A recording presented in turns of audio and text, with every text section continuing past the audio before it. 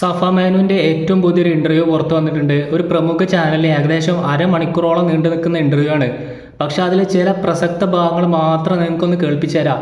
അന്ന് രാത്രി റിഫക്ക് എന്ത് സംഭവിച്ചു? റിഫ അന്നൊരു ദുരൂഹ സാഹചര്യത്തിൽ ലോഡ്ജ് മുറിയിൽ തൂങ്ങി മരിച്ച നിലയിലാണ് കണ്ടെത്തിയത്. പക്ഷേ ഇന്നും പലർക്കും വിശ്വസിക്കാൻ പറ്റണില്ല റിഫ അങ്ങനെ ചെയ്യുന്നു. കാരണം അതിന് പ്രത്യേകിച്ച് കാരണമൊന്നും ഉണ്ടായിരുന്നില്ല.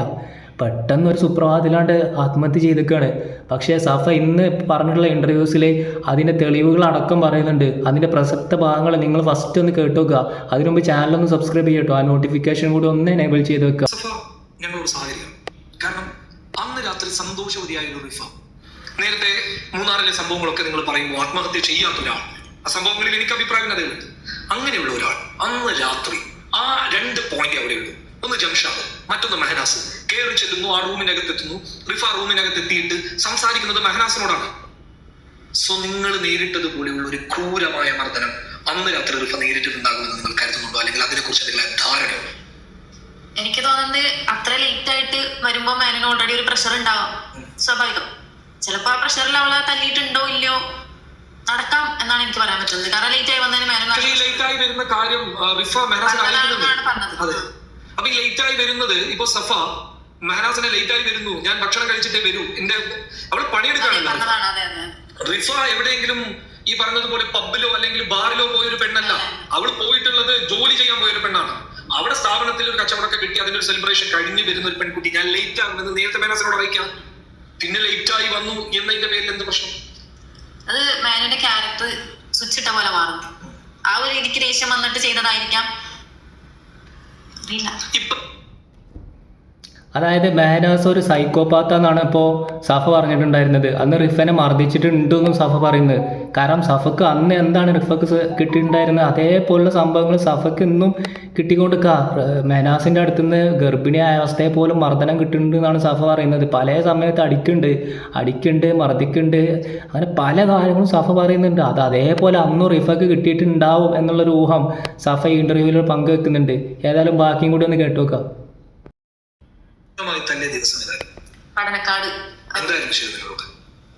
അത് റൂമിൽ വെച്ചിട്ട് എനിക്ക് എന്നെ അനക്കാൻ പറ്റാണ്ടാക്കിയിട്ടുണ്ട്. മുഖത്ത് ഒരു പാടായിട്ടുണ്ടായിരുന്നു. എന്താ പറയാ, അന്നെ അനക്കാൻ പറ്റാണ്ട് ഞാൻ കട്ടിൽ അനങ്ങാൻ പറ്റാണ്ട് കിടന്നു. ഞാൻ എണീക്കുമ്പോ പിന്നെ തല്ലിയിടും. അല്ല, അങ്ങനൊന്നും ഒരു പെണ്ണിനെ ഒരാൾ ചെയ്യാൻ പാടില്ല ശരിക്കും പറഞ്ഞു. ഈ അടുത്തുണ്ടായ സംഭവം എന്ന് പറഞ്ഞെങ്കിൽ എന്റെ കുട്ടി എന്റെ കയ്യിൽ ഇരിക്കാനാണ് എന്റെ ഷോൾഡറിൽ ഇടിച്ച്, മീൻസ് ഇങ്ങനെ കുത്തി അടിക്കണേ. അപ്പൊ എന്റെ മോൻ അലറി. എന്നിട്ട് പോലെ നിർത്തിയില്ല. ഒരു മോനോട് സ്നേഹമുള്ള ഒരാളാണ് ചോദിക്കുന്നത്. അങ്ങനെ തല്ലൂല. ഞാൻ പക്ഷെ ആരത്ത് പറയാൻ പാടില്ല. ഞാൻ എന്റെ വീട്ടില് പറയാറില്ല. ഇല്ല, വീട്ടില് അവർക്ക് മുന്നേ അറിയാം തല്ലണ കാര്യങ്ങളൊക്കെ. പക്ഷെ ഞാൻ ഇപ്പോഴും പറയാത്തത് അവര് തമ്മിൽ നല്ലൊരു ബോണ്ടിൽ പോയി. അനിയത്തിമാരാണെങ്കിലും അതിനായിട്ട് നല്ലൊരു ബോണ്ടിൽ പോയി. ഇനി ഇങ്ങനെ ഒരു പ്രശ്നം ഉണ്ടാകുമ്പോൾ അത് അവരെ അറിയിക്കണ്ടല്ലോ. അവർ തമ്മിലുള്ള ബോണ്ട് കളയണ്ടെന്ന് ഓർത്തിട്ടാണ് ഞാൻ പലതും പറയാണ്ടിരിക്കണേ.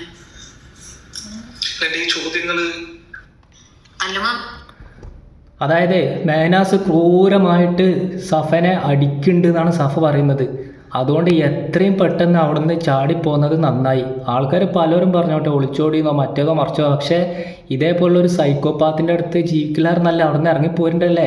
അല്ലെങ്കിൽ പണ്ട് എന്തോ നടന്ന് അതേപോലെ ഇനി അവയിൽ ഇപ്പോൾ നടക്കേണ്ടിയിരുന്നു. കാരണം കർമ്മ എന്നുള്ളൊരു സാധനം കറങ്ങി തിരിഞ്ഞ് അവസാനം കണ്ട് എത്തിപ്പെട്ടു. അപ്പോൾ സഫൻ്റെ ഭാഗത്താണ് ശരിയെന്നാണ് എനിക്ക് തോന്നുന്നുണ്ട്. കാരണം സഫൻ്റെ വാക്കുകളിലൊക്കെ ഇയാൾ ഭയങ്കരമായിട്ട് മർദ്ദിക്കുന്ന ഒരവസ്ഥയിലാണ് സഫ കരഞ്ഞുകൊണ്ട് ഇൻ്റർവ്യൂവിൽ പറയുന്നത് കാര്യങ്ങൾ. അപ്പൊ സഫന്റെ ഭാഗത്തല്ലേ ശരി? അല്ല കാണ്ട നിങ്ങളൊന്ന് പറയാം. അറിയില്ലയോ എന്നുള്ളതൊന്നും എനിക്കറിയില്ല.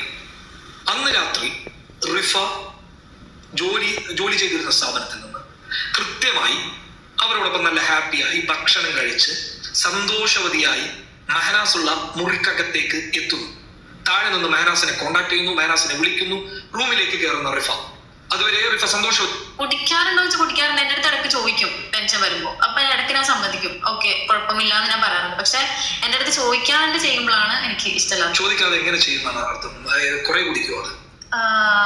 ഈ ടോയ്ലറ്റിലൊക്കെ ഒളിപ്പിച്ചു വെക്കും. അപ്പൊ മീൻസ് ഒരു ഈ കുപ്പിയില്ലേ ട്രാൻസ്പെറന്റ് ആയിട്ടുള്ള ഒരു ബോട്ടിൽ ഉണ്ടല്ലോ പ്ലാസ്റ്റിക്കിന്റെ, ആ ഒരു സാധനത്തിൽ ഉണ്ടാവാറുണ്ട് മിക്കപ്പോഴും ആ ഒരു കുപ്പി. ഞാനിപ്പോ ടോയ്ലറ്റ് ക്ലീൻ ആക്കുമ്പോൾ ബക്കറ്റിൽ വെള്ളം ഒഴിച്ചു വിടുമ്പോഴാണ് ഈ ബാക്കിൽ കൂടെ മീൻസ് കുപ്പി ഒലിച്ചു പോകും. അപ്പോഴാണ് ഞാൻ സംഭവം കാണുന്നത്. പക്ഷെ ഈയിടെയായിട്ട് ഞാനത് കണ്ടാലും ഞാൻ മിണ്ടാറില്ല. മീൻസ് അതെനിക്ക് ഇപ്പൊ ശീലമായിപ്പോയി. ഒരുപാട് ഞാൻ അത്രക്ക് പറഞ്ഞിട്ടാ. ഇപ്പൊ ഞാൻ വയനാട് വീട്ടിൽ നിൽക്കുന്ന സമയത്തും അവിടെ നിന്ന് കുടിക്കുമ്പോൾ ഞാൻ പറഞ്ഞിട്ടുണ്ട്, ഞാൻ ഗർഭിണിയായപ്പോൾ കുടിക്കുമ്പോൾ ഞാൻ പറഞ്ഞിട്ടുണ്ട് എനിക്ക് സ്മെല്ല് പറ്റുന്നില്ല എന്ന്. പക്ഷെ അപ്പോഴൊക്കെ പിന്നെ അത് കണ്ടിന്യൂ ചെയ്ത ഒരാളോട് പറഞ്ഞിട്ട് കാര്യമില്ല. ഞാനിപ്പോൾ അത് കണ്ടാലും ഞാൻ വിടാറാണ്. എന്തെങ്കിലും ചെയ്തോട്ടെ, എന്തെങ്കിലും കാണിച്ചോട്ടെ എന്നുള്ള ഒരു ഇതിലായിപ്പോയി കുറെ ശേഷം. കഞ്ചാവ് ഉപയോഗിക്കാറുണ്ട്. എനിക്ക് സത്യം പറയും ഈ ഒരു ഐറ്റംസ് അറിയില്ല. ഈ കൂൾ ഉപയോഗിക്കും. അത് തന്നെ ഞാൻ മാരേജ് കഴിഞ്ഞ് കുറച്ച് നാൾ കഴിഞ്ഞപ്പോൾ ഞാൻ യൂസ് ആക്കുന്നുണ്ടെന്ന് കാണുന്നത്. ഈ ഒരു സാധനം ഞാൻ കണ്ടിട്ടേ ഇല്ല. ഫസ്റ്റ് ഇതിന് വേറൊരു പേരിലാണ് യൂസ് ചെയ്യാറ്. ആർക്കെങ്കിലും വിളിക്കുമ്പോഴൊക്കെ ഇതുണ്ടോ എന്ന് ചോദിക്കണേ ഞാൻ കേട്ടിട്ടുണ്ട്. അതല്ലാതെ എനിക്ക് ഡീറ്റെയിൽ ആയിട്ട് ഈ സംഭവങ്ങൾ അറിയില്ല. കുറച്ച് പൊടി പോലെ എന്തെങ്കിലും കണ്ടാൽ തന്നെ ചോദിക്കുമ്പോൾ എന്നെ ചീത്ത പറയാറ്. ഒരു വട്ടം ഞാൻ ഇതുപോലെ എന്തോ കണ്ടിട്ട് ഞാൻ കളഞ്ഞു. ഞാൻ ഒരു ആഷ് കളർ കുറച്ച് മീൻസ് ഈ പൊടിച്ചിടുന്ന ഒരു ഇല അങ്ങനത്തെ എന്തോ ഒരു സാധനം ഞാൻ ഒരു പാക്കറ്റ് പോലെ കണ്ട സമയത്ത് ഞാൻ എടുത്ത് കളഞ്ഞു. ഞാൻ ടെറസിലേക്ക് എടുത്ത് കളഞ്ഞ സമയത്ത് തന്നെ ചീത്ത പറഞ്ഞു. അത് എന്റെ അല്ല, അത് എന്റെ ഫ്രണ്ടിന്റെ ആണ്. എനിക്ക് സത്യം പറഞ്ഞാൽ അറിയത്തില്ല. ഇത് കണ്ടാലും ഇതൊന്നും എനിക്ക് അറിയൂല. എനിക്ക് ഈ കുപ്പി അറിയും, ഇപ്പൊ കൂളറിയും എന്നല്ലാണ്ട് സിഗരറ്റ് അറിയുന്നല്ലാണ്ട് ഈ ഒരു അതുപോലത്തെ ഒരു ആഷ് കളർ ഒരു അതെനിക്ക് അറിയില്ല.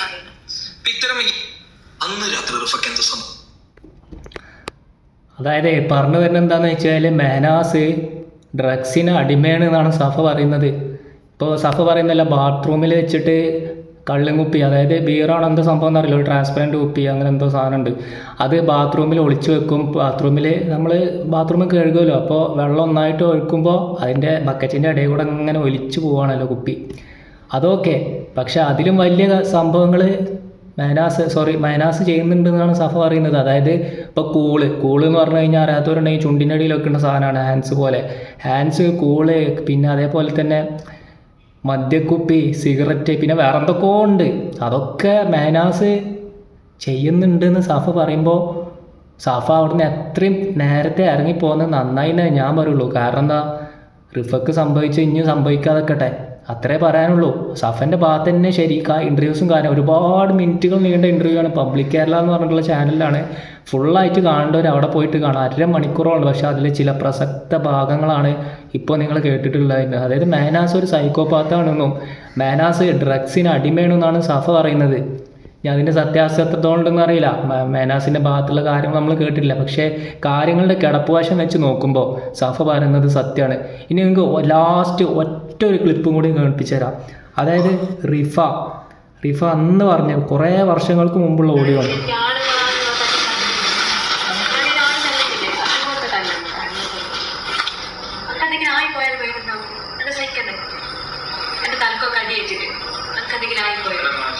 പിന്നെ കട്ടിനോട് ഇടിച്ചത് എന്റെ തലക്കൊക്കെ അടിയേറ്റിട്ട് എന്തെങ്കിലും ആയിപ്പോയോ, പിന്നെ കട്ടിനോട് ഇടിച്ചത്. അതായത് റിഫക്ക് അന്ന് നേരിടേണ്ടി വന്ന പീഡനത്തിനെ കുറിച്ചുള്ള റിഫൻ്റെ ഓഡിയോ ആണ്. ക്രൂരമായിട്ട് മെഹനാസ് അടിക്കുന്നുണ്ടെന്നാണ് റിഫ എന്ന് പറഞ്ഞിട്ടുണ്ടായിരുന്നത്. അതേ കാര്യം സഫ ഇപ്പോൾ പറയണേ. കർമ്മ എന്നുള്ള സാധനം കറങ്ങി തിരിഞ്ഞ് ഇവിടെ എത്തി. അതുകൊണ്ട് സഫ ഇപ്പോൾ ചെയ്തത് സഫൻ്റെ ഭാഗത്ത് തന്നെയാണ് ശരി. സഫ ഇപ്പോൾ ചെയ്തത് 100% കറക്റ്റാണ്. കാരണം ഇനി ലേറ്റായി പോയാൽ ചിലപ്പോൾ കൈവിട്ട് പോയാൽ. അപ്പോൾ ഏതായാലും നിങ്ങളെ അഭിപ്രായം എന്താണെന്ന് വെച്ചാൽ കമൻറ്റ് ബോക്സിൽ അറിയിക്കട്ടോ. ഓക്കെ.